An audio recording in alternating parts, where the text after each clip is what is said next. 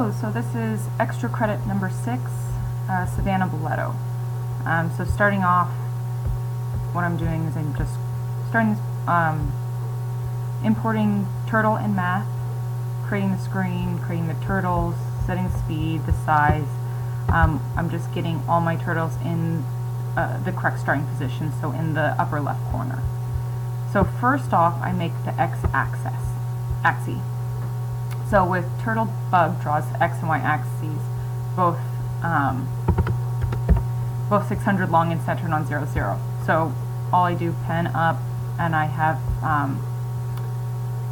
the, so keep in mind that bug starts here, over 300, 90-degree angle, pen down, draws the line, turns it back around, bring it forward, turns it left, over 300, turns it right, and then over 600. So that'll be the full x-axis and y-axis.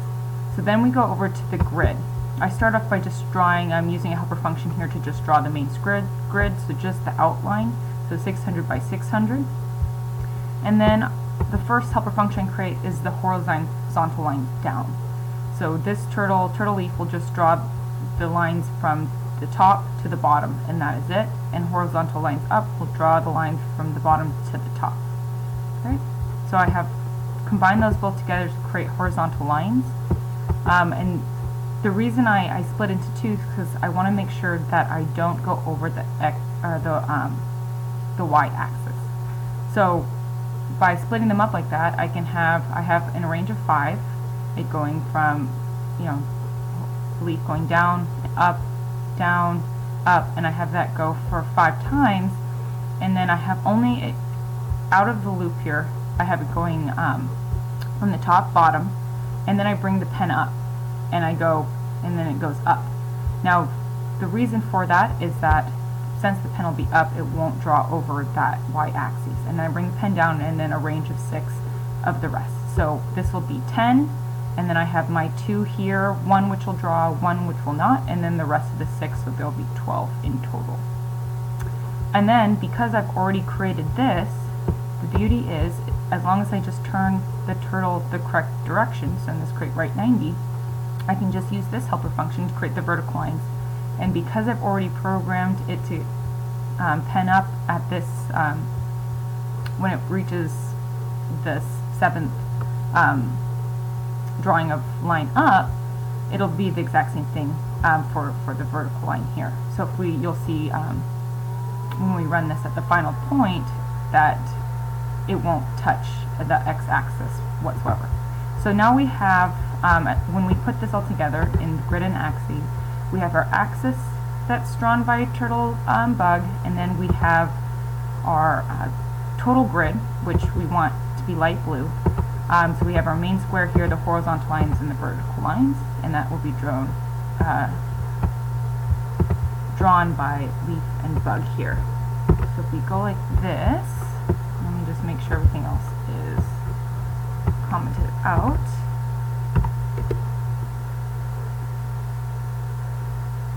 You'll see that the x and y axes were not drawn over, so it skipped through that. Alright, perfect. So let's go ahead and comment that out, and we'll move on to the actual drawing of the parabola.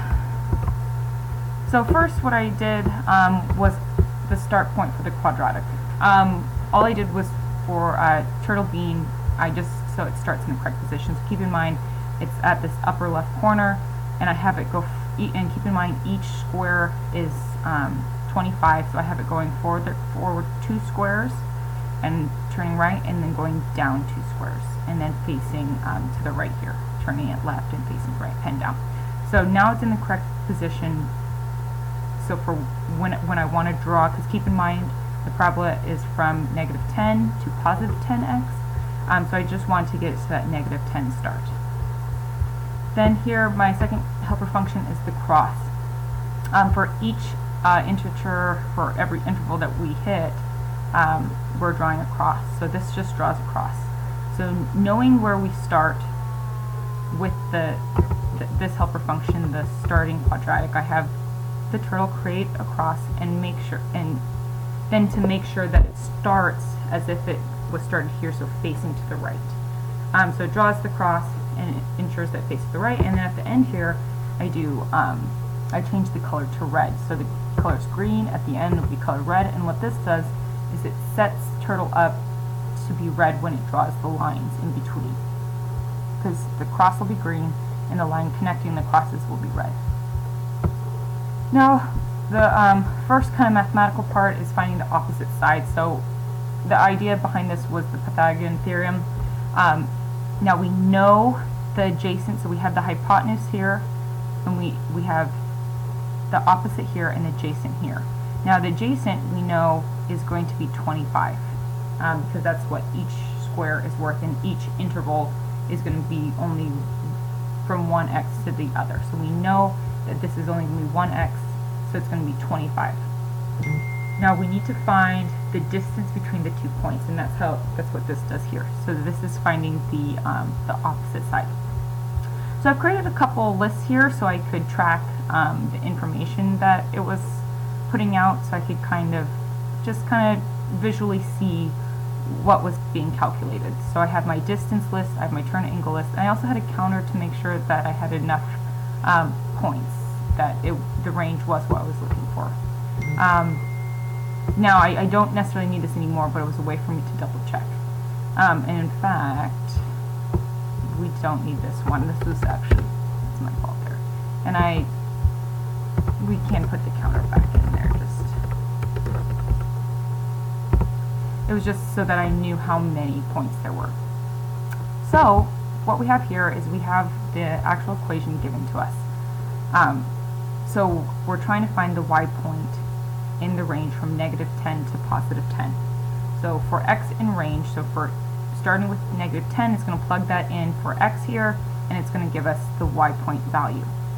Now here I have copy, and what I've done with copy is it's x plus 1, so it'll be 1 greater than y point. So instead of -10 starting with, it'll start with -9. And the reason I did that was in order to create that to find that distance. So this is going to give us y point, this is going to give us one difference y point. And so when I y point minus the copy, I'm going to get the distance between. Now the distance between is going to be by each, the idea is that each square is one distance, and how many distances.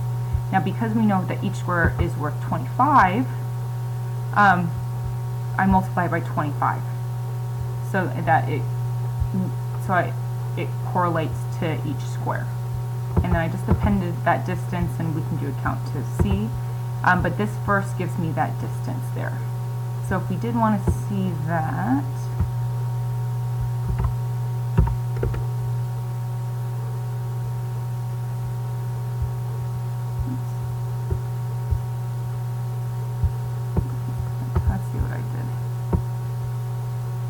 oh, so this is what I did. So I accidentally forgot to get rid of this when I was trying something else.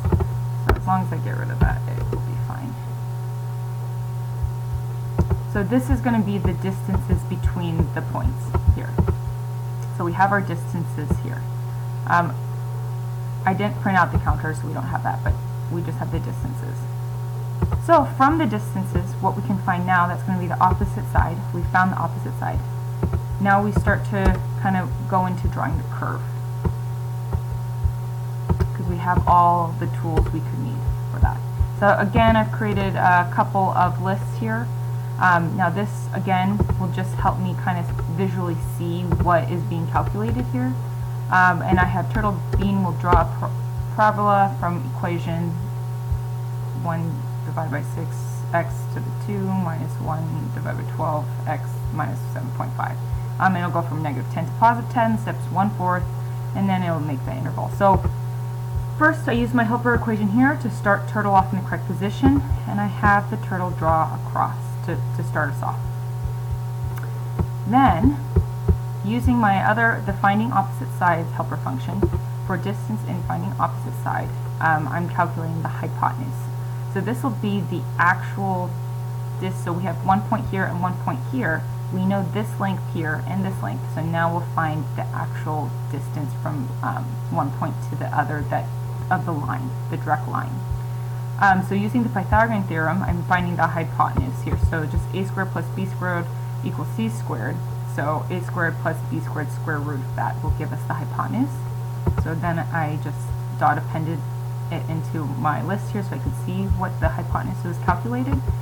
And then because we have the hypotenuse, I can figure out the angle that the turtle needs to turn. So the angle here, now because I imported math previously, I can use this degrees, and then also this asin, which is going to be the inverse function of sine. So by using this, I can find the inverse function of sine, which will give me radians still, and then this here will convert it into degrees.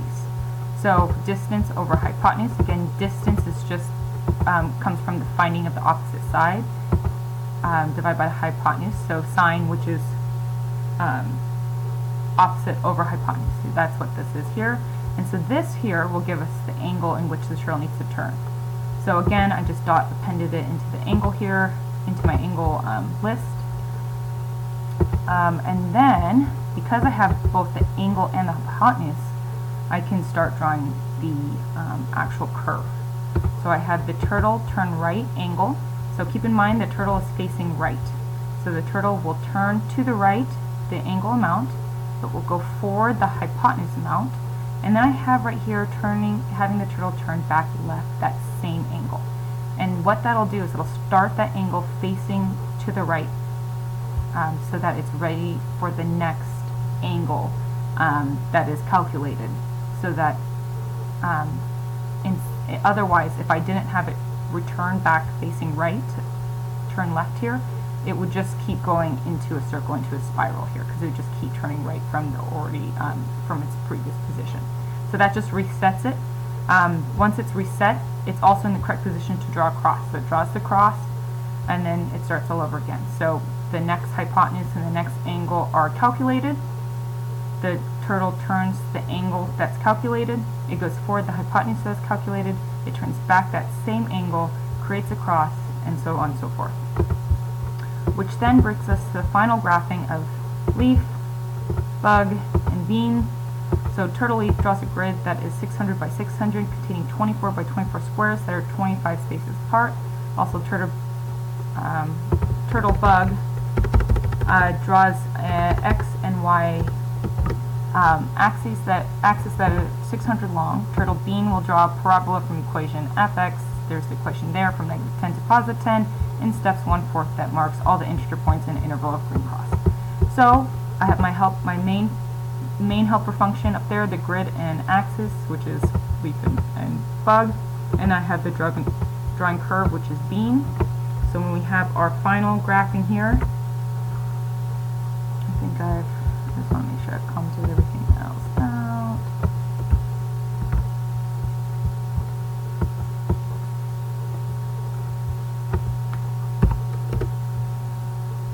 We have our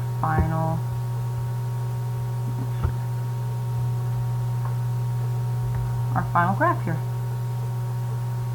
Alright, and then of course 1, 2, 3, 4, 5, 6, 7, 8, 9, and 10, +10, and -10. And there it is.